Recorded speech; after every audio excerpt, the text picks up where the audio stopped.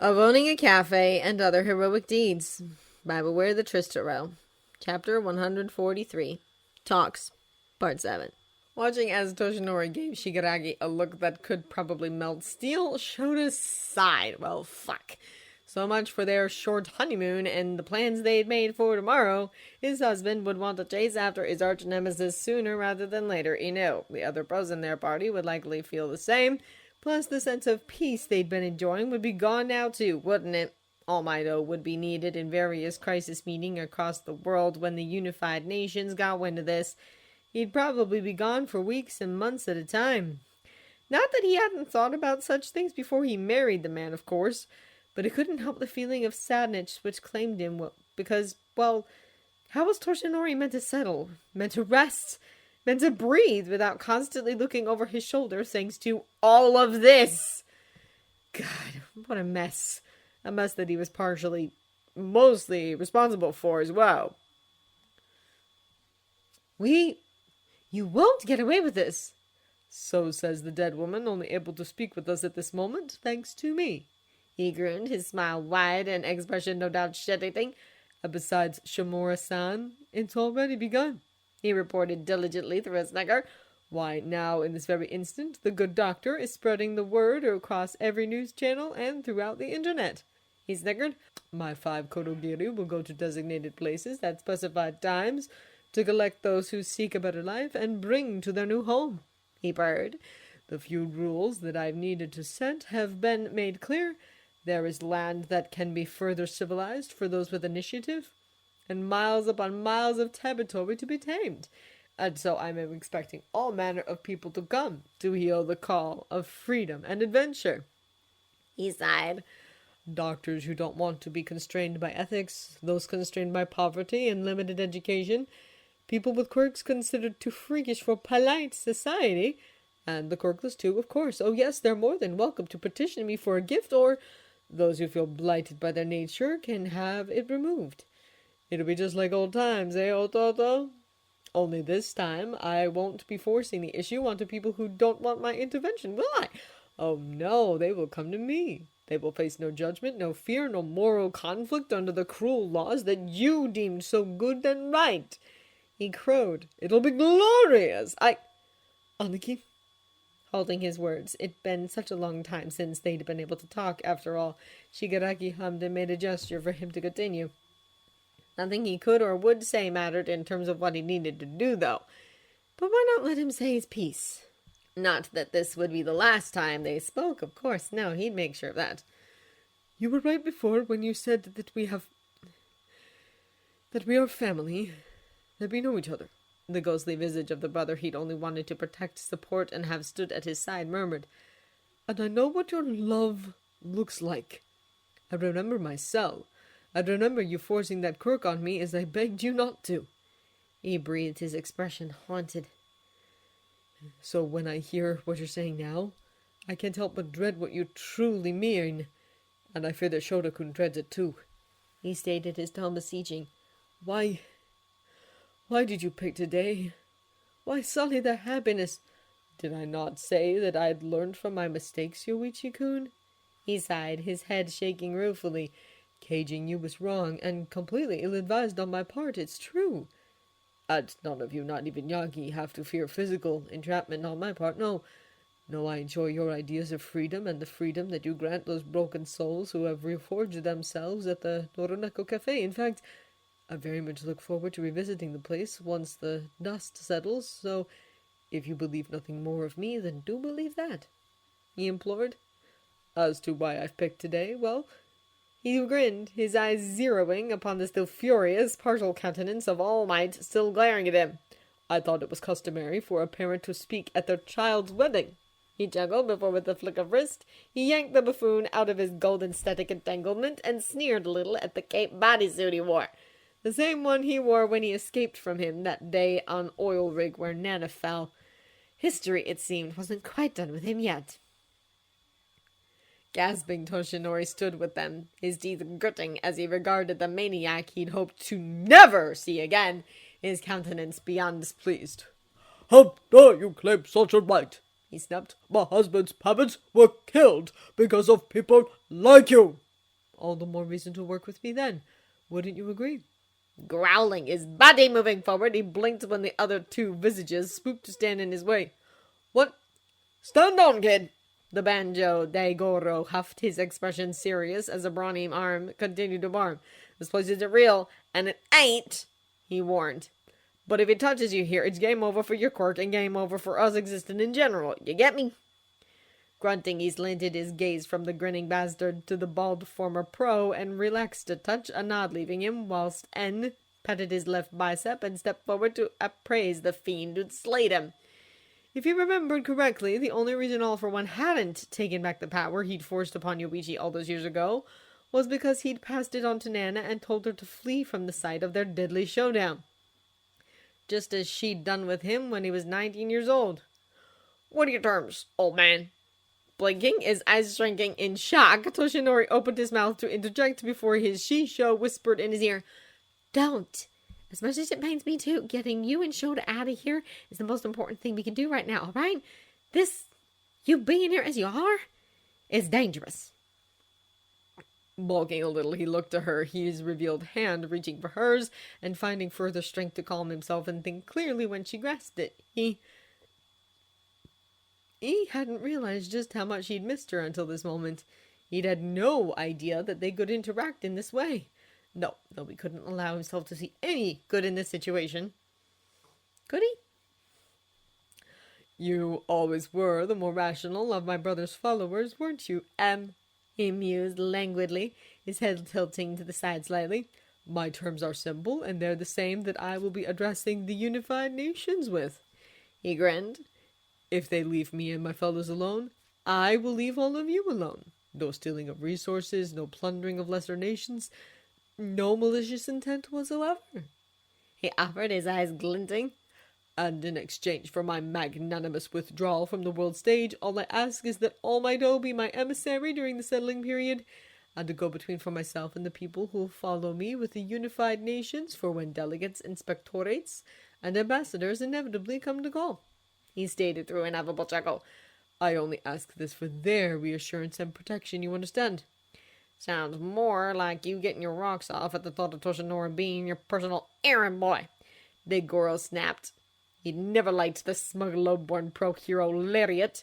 To see him again, well, watching the life drain out of his brutish countenance wasn't something that he regretted at all. Perhaps that notion does bring me a touch of gratification, he acknowledged through his sticker. But still none of you can argue that you wouldn't want access to my country, can you, Surely you'd be more displeased at me refusing you entry, wouldn't you? He cooed. And that's it, N challenged. You'll just abandon what you've been obsessing over all these years.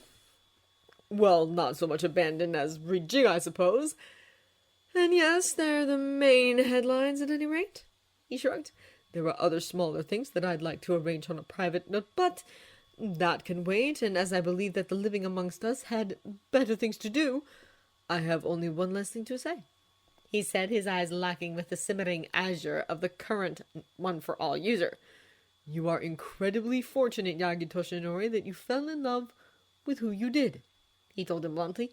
If you hadn't, then I believe the destructive death spiral we'd locked ourselves into when Yoichi turned against me would still be in effect. He reasoned, his countenance darkening. This is a second chance. A chance that I don't want you squandering over whatever misguided sense of duty you might have when it comes to seeing your justice brought against me. None of us can resurrect the dead. None of us can turn back time.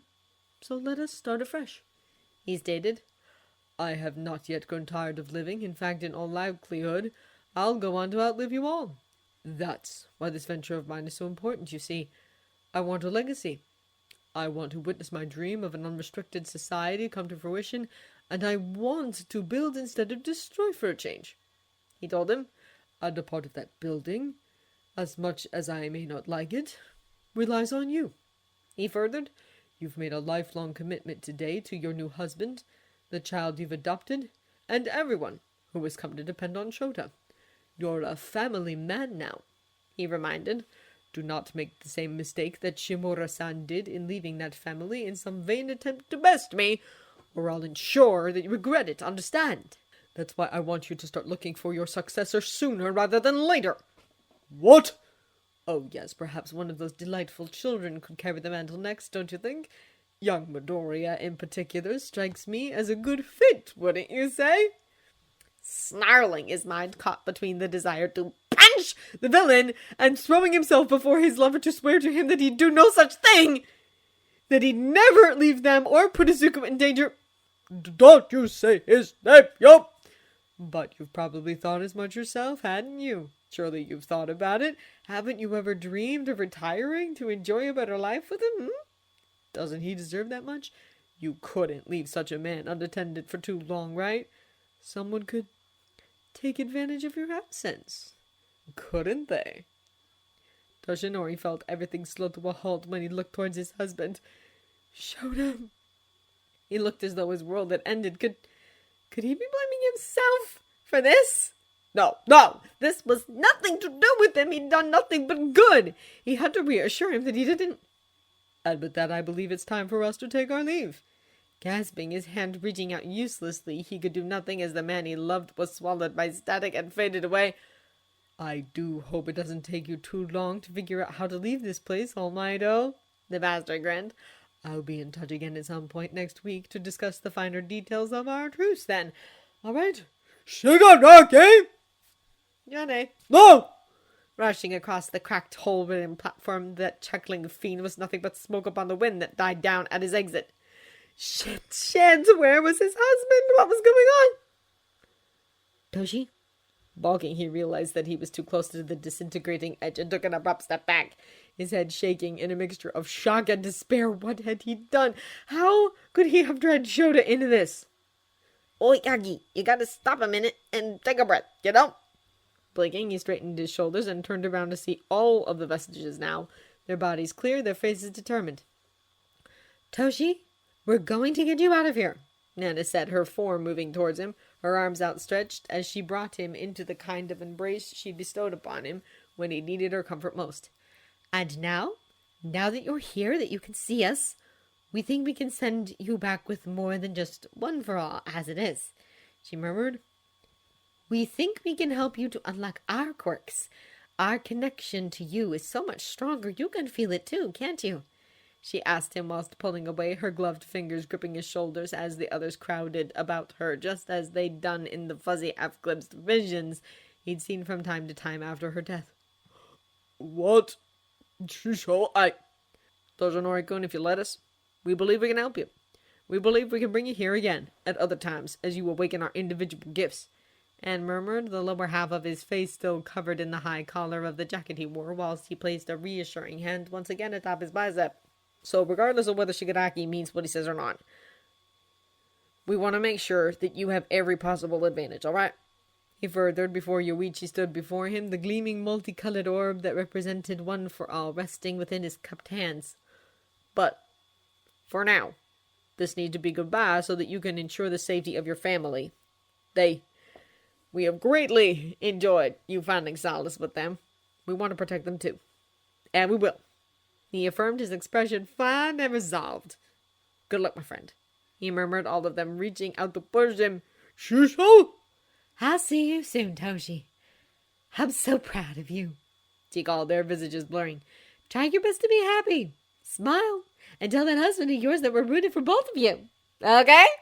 Jolting awake, his lungs gulping in fistfuls of air, Yagi Aizawa Shouta couldn't stop himself from coughing as he sat up from the gold-gleaming dials, and he blearily looked around the kitchen the three of them had been in, his shock spluttering and stumbling in the wake of his anger as he found Shigaraki, his body the epitome of calm, stood over him.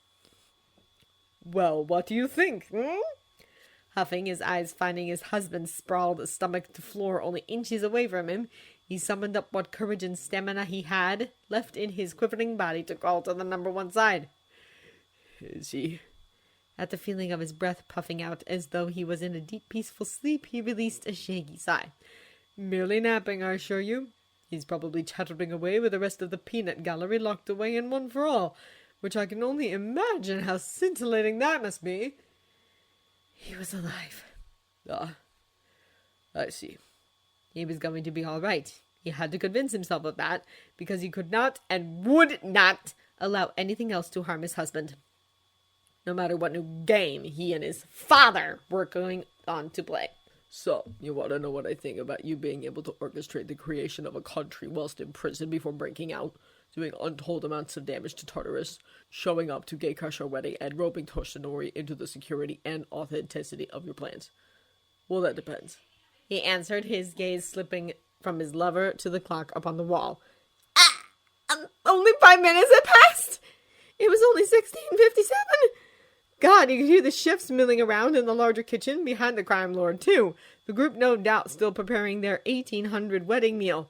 Time must have been different in the nexus between one for all and all for one, mustn't it? Before regarding the villain once more. Do you truly mean what you've said?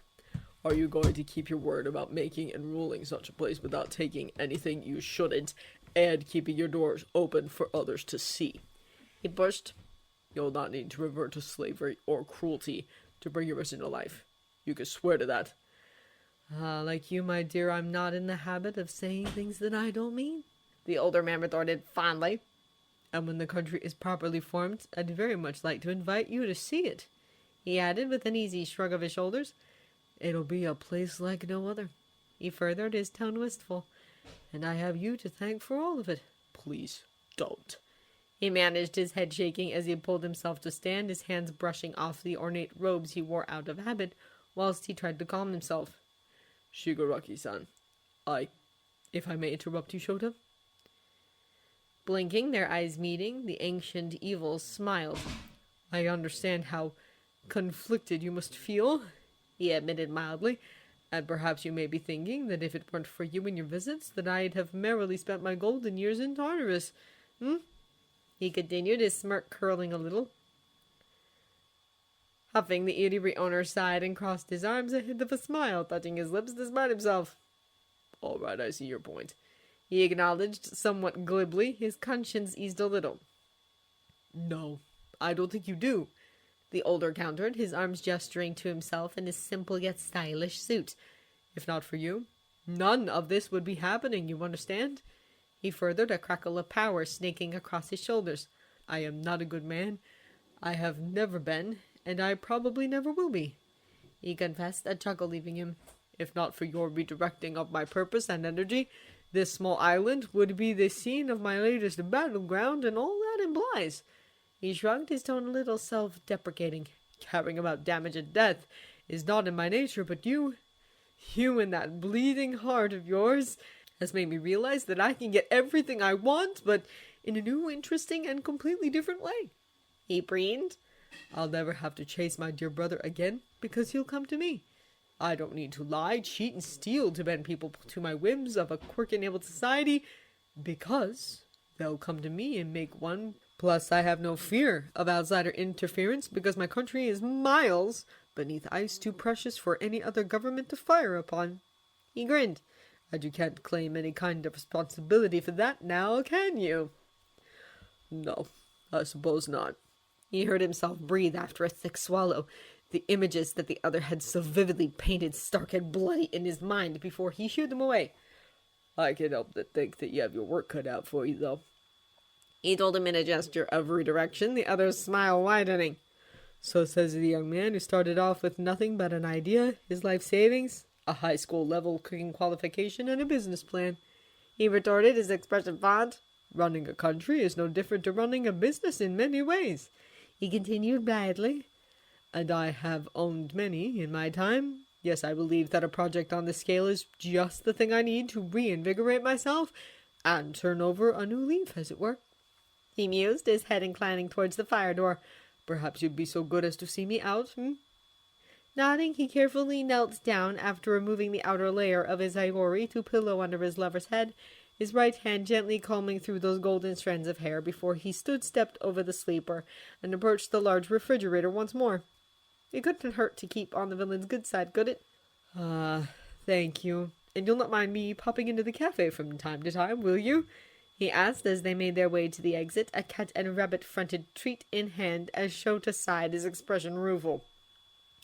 You say that as though I could stop you. he retorted as they left the small kitchen, their feet walking down a cement walkway which led into one of the bamboo-encrusted gardens that wrapped about the onsen, the afternoon sun still high in the sky. Plus, you'll only make a hypocrite out of me if I say no, won't you? Everyone's welcome, after all. He tried to grin. And besides, if you are serious about a fresh start, I can't overlook what you've done in the past, but if I can help you carve out a better future for other people, if you promise that's your intention, then sure. He shrugged, his tone and expression verging on wryly helpless, whilst the more rational part of his mind clapped at him in a slow, sarcastic applause. Just try your best not to give the more nervous people of my community and the pro heroes a conniption when you stop by. Alright?